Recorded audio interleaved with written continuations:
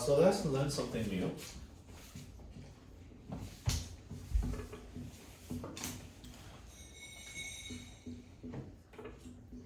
So who knows what Pythagorean Theorem is?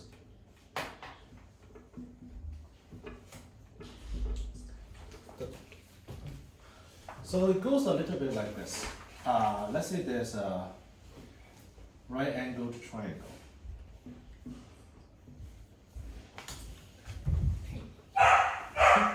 And these are the length.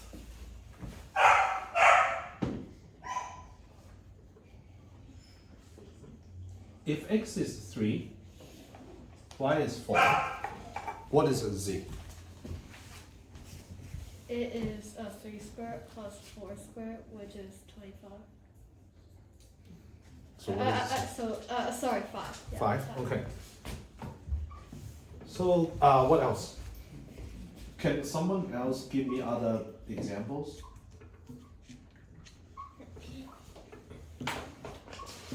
Apart from 3, 4, 5? Yeah. Well, if any multiple of 3, 4, 5. Yeah, it's kind of cheating, okay? But let's say 6, 8, 10, 9, 12, 15. So, first of all, we are going to explain why this is the case, but this is what we call the Pythagorean Theorem, okay? The length of the side, the two legs, what we call, the sum of their square is equal to z's square. So is it clear to you, like if let's say 3 square plus 4 square is equal to 5 square, you multiply by 2, this equation will still be true. Okay. What are the new ones? Can someone give me something new that are not multiple of 3, 4, 5?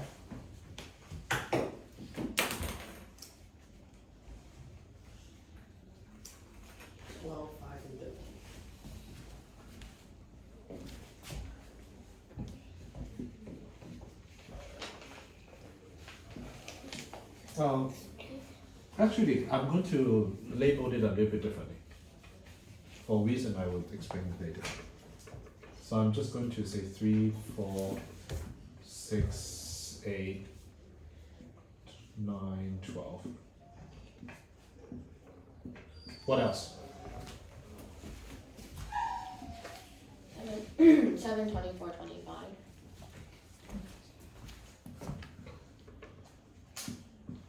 What else?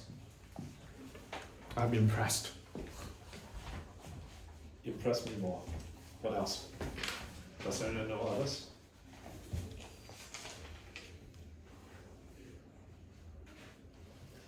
I'll give you 2 more, okay? 49, 41, 8, 15, and 17.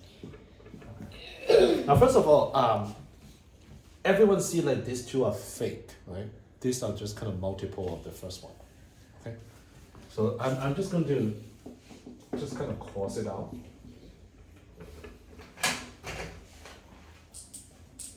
With a dashed line. And we are going to introduce a term. For those that are not a multiple of others, we call it fundamental solution. Okay? You can make up your names, the name doesn't matter, but let me just say like this, are pretty unique because they are not multiple of some smaller numbers. So we are going to call this fundamental solutions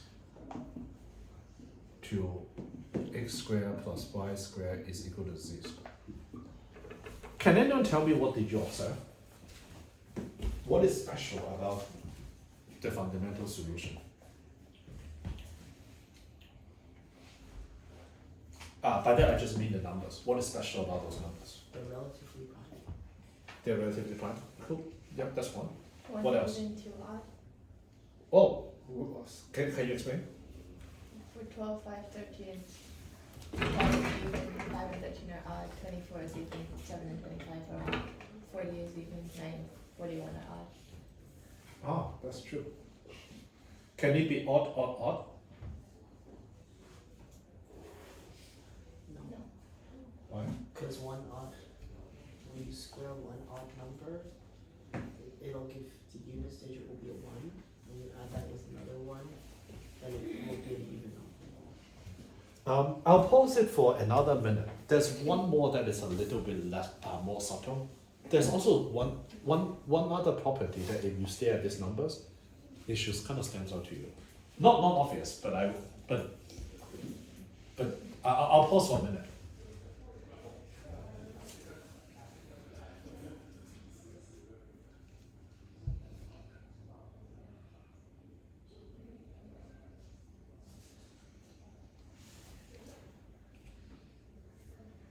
Right. 13 and 17, the difference is 4. 17 to 25, it's 8, and then 16, and then so on. Not this one. I'm referring to something else. Something simpler. For x, all of them are multiples of 4. That's a good observation. It's not necessarily the case. I can give you example that they are not. But it is. Did you have there is anything? For z, all of them are multiples of 4 plus 1. Uh-huh.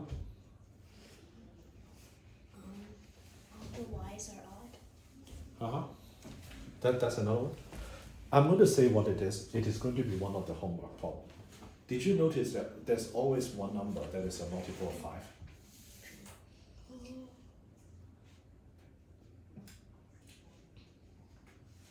Always one of these numbers is a multiple of 5. And that's going to be your homework problem if you look at the homework that you just got. Okay? Let's kind of talk about, I forgot this. Okay, this is the first kind of section. So we're just talking about the theorem itself. And let's just kind of prove it. Who knows how to prove this theorem?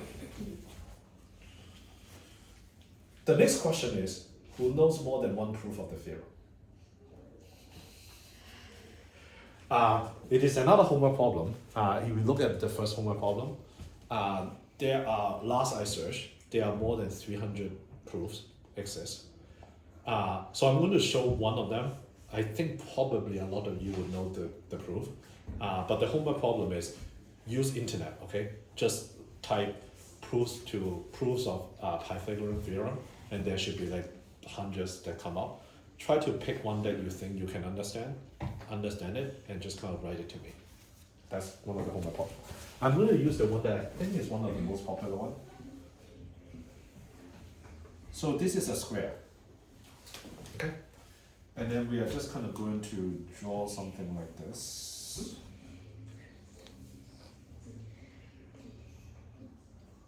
Well, not drawn to scale. Okay, I'm going to try again. So there's a square. And then I'm supposed to draw another square here. That's still a pretty bad one. Okay, I'm going to try one last one.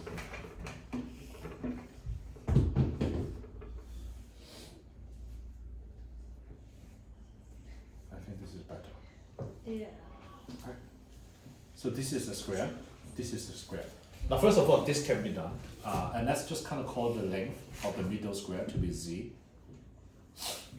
And these three triangles are the same. X, X, X, X, Y, Y, Y, Y. Okay? The first step is you need to check whether that can be done, but I assure you this can be done because of symmetry. Square is the most kind of symmetrical shape that you can get. Okay? So does it make sense that I can draw a square inside? So what's the area of this square?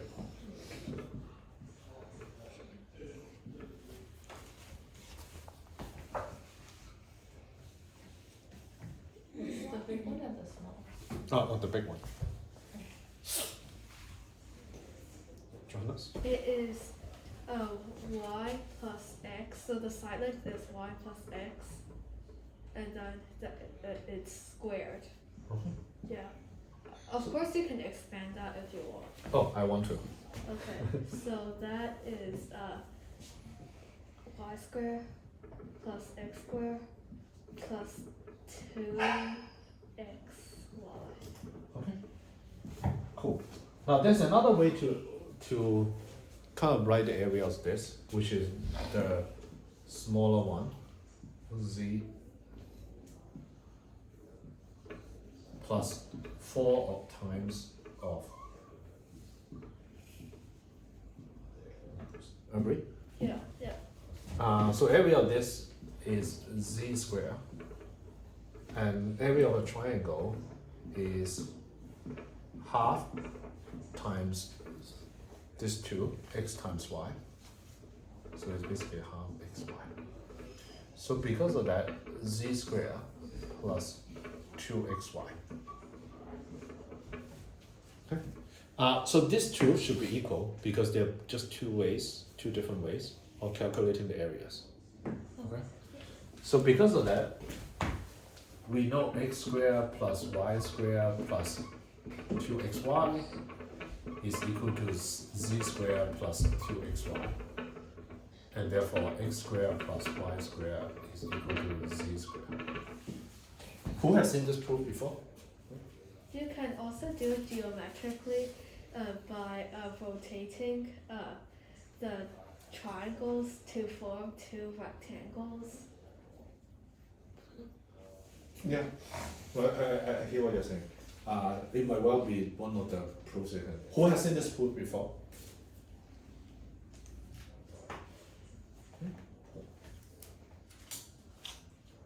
Okay.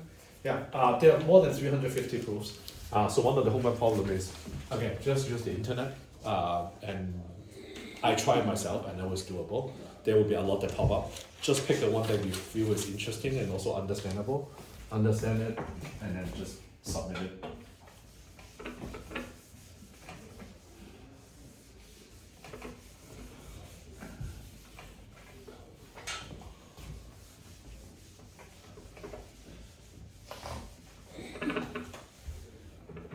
Okay, so the second part, I'm going to position it as properties of x squared plus y squared is equal to z squared. Okay? Again, it goes without saying for the whole lecture, we're talking about integer solutions. Okay? Just to be very clear, and I'm not going to say it in everything every time that I say it. Okay?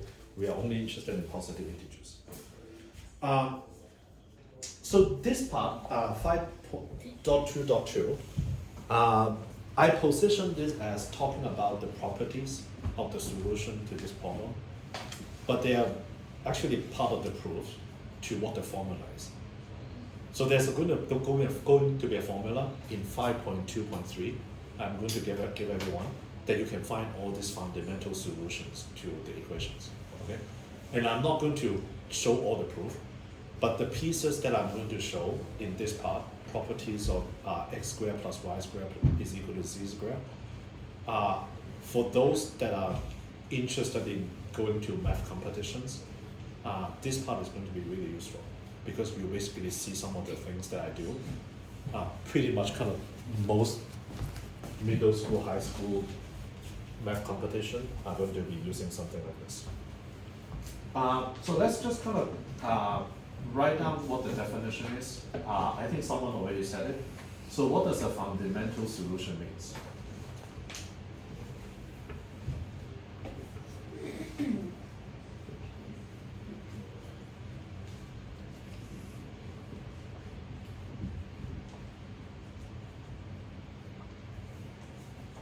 What does that mean? So if A, B, and C is a fundamental solution,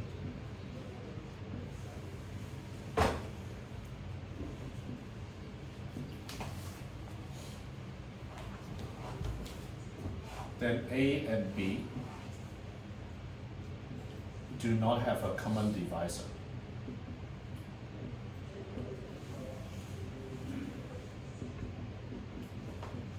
Okay. So in other words, it basically means that the GCD, I think someone said, A and B is 1. The fancy term for it is called relatively prime.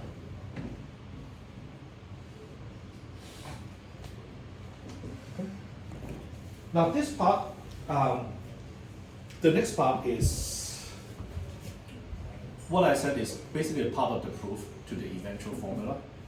But I thought the techniques that we use to prove this lemma, lemma is just a smaller theorem, okay, it's just a name for it, is useful to see.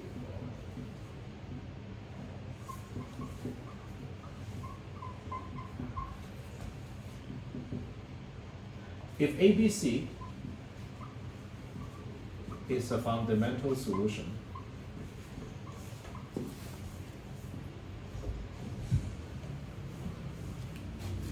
then exactly one of A and B is even. It's basically writing out form a little bit more formally on what kind of Rafi said at the beginning. Oh, if one is odd, the other is odd, then it cannot be even. Okay? It's also going to be very similar to the example that I gave in the first half, where I said the sum of 3 squares, it cannot have a remainder of 7 when divisible by 8.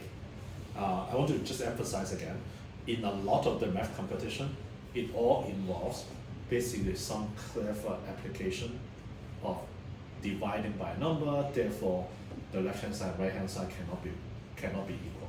So it's basically used in many problems. So let's just kind of try. If both A and B is even,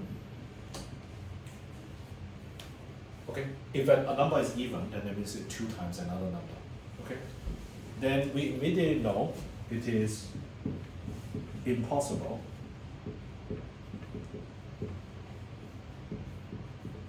because A and B is not equal to 1. Okay? Because A and B now have a common divisor of 2, so therefore it cannot be a fundamental solution. So, and next, kind of we want to prove another one, which is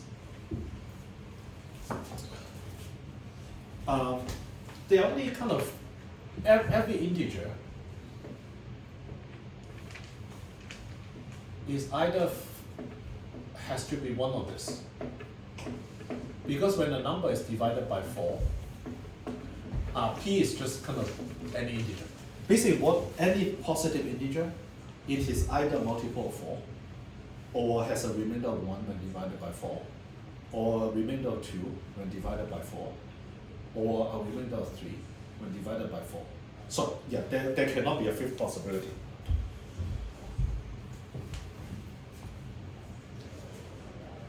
So let's kind of square it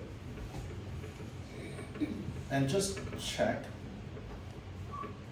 4p squared is equal to, let's say, 16p squared, but it's basically equal to 0.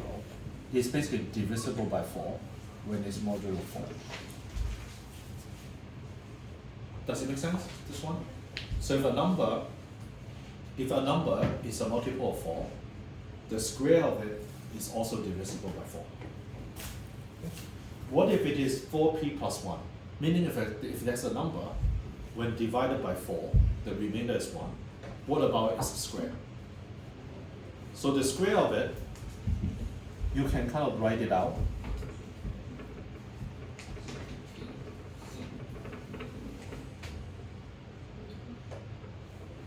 But basically, its remainder is also 1 when divided by 4.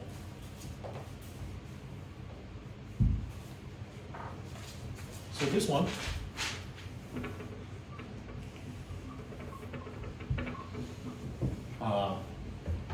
is equal to 0.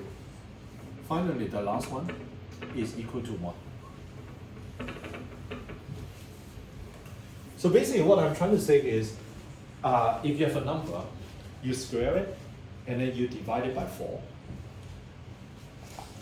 The remainder is either 1, or it is itself. The multiple is 1.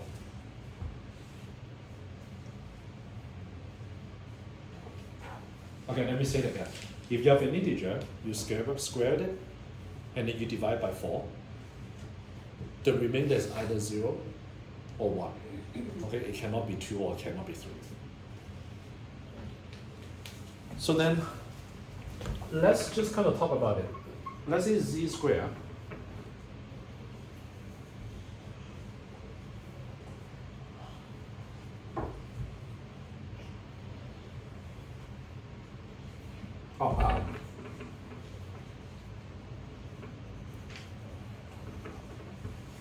okay, hold on a second.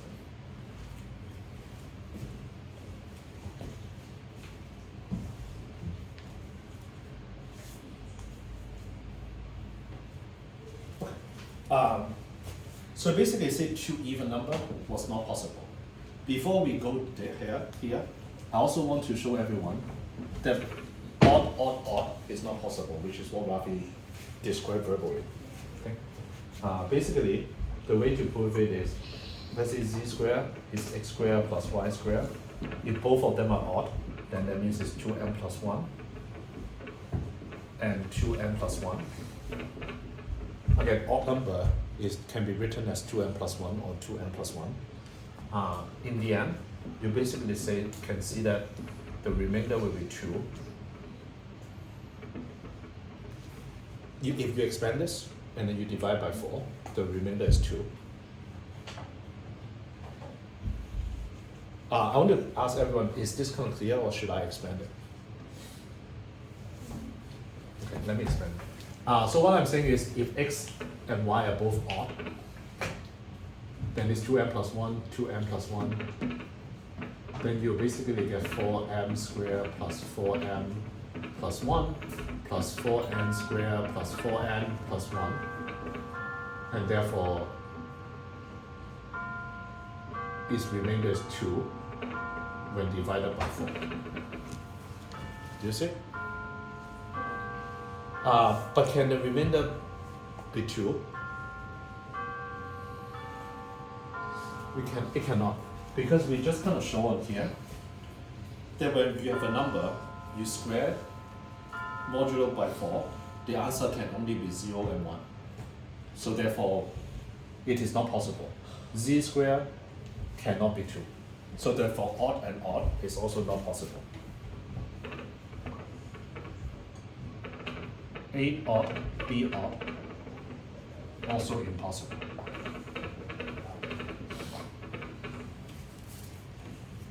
Can I get a show of hand? How does everyone feel about the explanation about A, B cannot be both even? It also cannot be both odd. They can be both even, it just can't be a fundamental solution. Can you say it loud? They can be both, they can both be even, but it just won't be a fundamental solution. Yes. It can be both even, but it just won't be a fundamental solution. Okay? So it cannot be both even, it cannot be both odd, then what is the remaining possibility? Yeah, so it can be just one even, one odd. So therefore, it's either A even, B odd, or A is odd, and B is even. Okay? Now, because it is symmetric, the equation x squared plus y squared is equal to z squared is symmetric, meaning 3 squared plus 4 squared is equal to 5 squared, then obviously 4 squared plus 3 squared is equal to 5 squared. So the A and B can swap places. So I'm just going to take a convention. The first number is even, the second number is odd.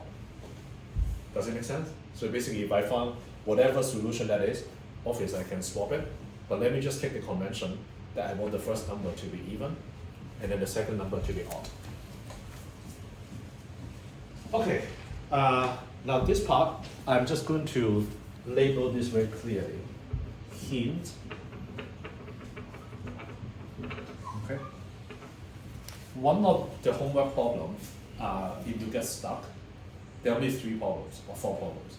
You should look at this, okay? This is how you solve one of the problems in this week's homework.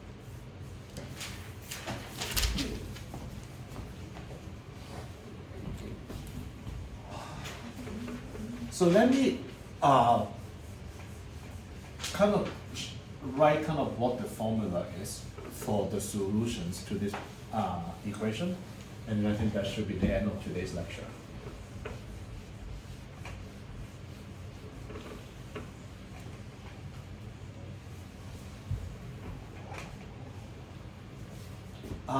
So this is a theorem.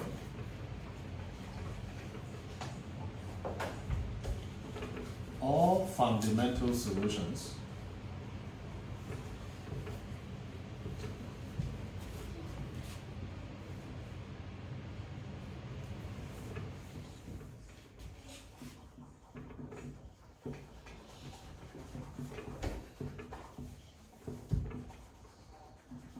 to x squared plus y squared is equal to z squared. Now I'm skipping something that is really obvious. Again, these are positive integers. And I'm also assuming a is even, okay? Because otherwise you can just kind of swap it, okay? I'm just making a to be even. The formula of this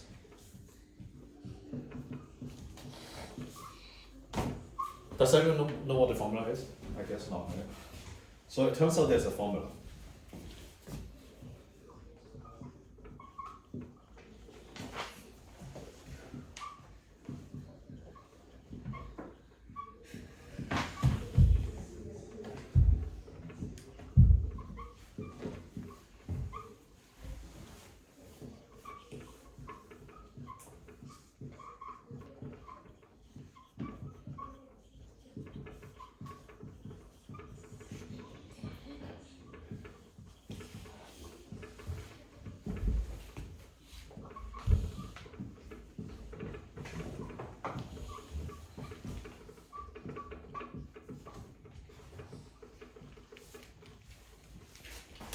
Where m and n are 2 integers that are relatively prime, not both odd. So whenever you basically give me 2 integers that are relatively prime and not both of them are odd, you plug those m and n into this number, you'll get a set of fundamental solution. I'll also add some obvious one, okay? M has to be greater than n, otherwise you get a negative number here. Okay? So there's some obvious condition. So which I felt is pretty cool. Let's kind of try it. Can someone give me a pair of m and n that are relatively prime, that are not both odd? Not a big number, okay, small number. Olivia, can you give me 2 integers m and n that are relatively prime, but not both odd?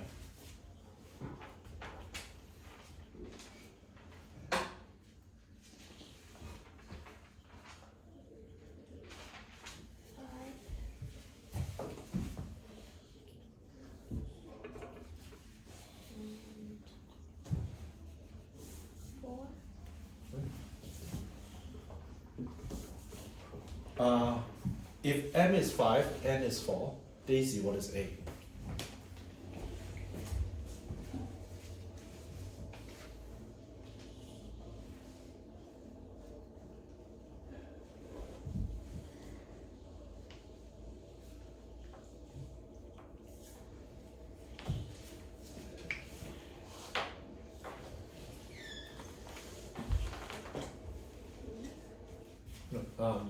M is 4, n is 4, a is 2 times m times n. What is a?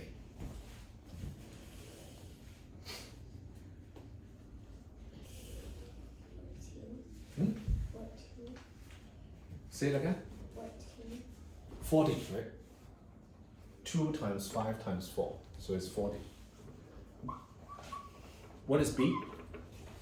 Isaac, what is b? Oh. 9.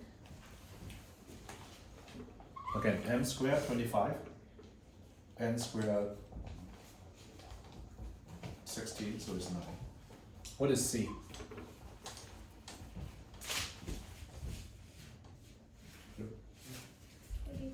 41. So if you recall, at the beginning of the second half of the class, it is one of the fundamental solutions that I wrote. I think someone gave 24, 7, and 25, okay? But 49 and 41 are the one that I just covered on the board. So what is it ask, kind of any questions so far? Do you understand what this is trying to say? It's basically you pick two integers, m and n, they are not both odd, relatively prime, and obviously there are many of them. You plug into this formula, then you get a triplet of fundamental solution to the Pythagorean theorem. Going back, why does A and B have to be relatively prime? Why do, Yeah. because if A and B are not relatively prime, if A and B are not relatively prime, then that means A and B has a common factor, right? That's what Right, not relative. right, So right. then that means A and B is equal to, I'm making it up. Let's say the factor is 5. Okay. Okay. Does it make sense? Look, let's say the common factor is 5, Yeah, just for yeah, simplicity. yeah, okay. Then that means A prime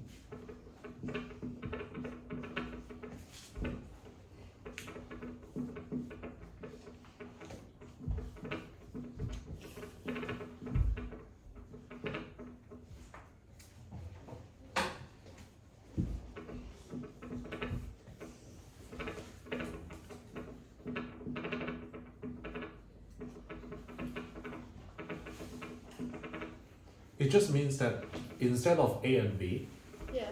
there's A prime and B prime. Yeah. That would be the fundamental solution. So A and Oh, B so would that have means been. that it can't be a fundamental solution. Yeah, it just cannot be a fundamental solution Okay. because it would imply that it is a multiple of something smaller. Oh, okay, makes Do sense. m and n both have to be integers? Say that? Do m and n both have to be integers? Yeah. But then how would you get the triplets 3, 4, 5? Oh, good question. So that means M and N is 2 and 1. Oh, You got it? Because if M and N is 1, so M is 2, N is 1, then A is 4, and B will be 3. I forgot A was the bigger one. Yeah, we basically made a convention on A to be that even number. Okay. So I think that's it.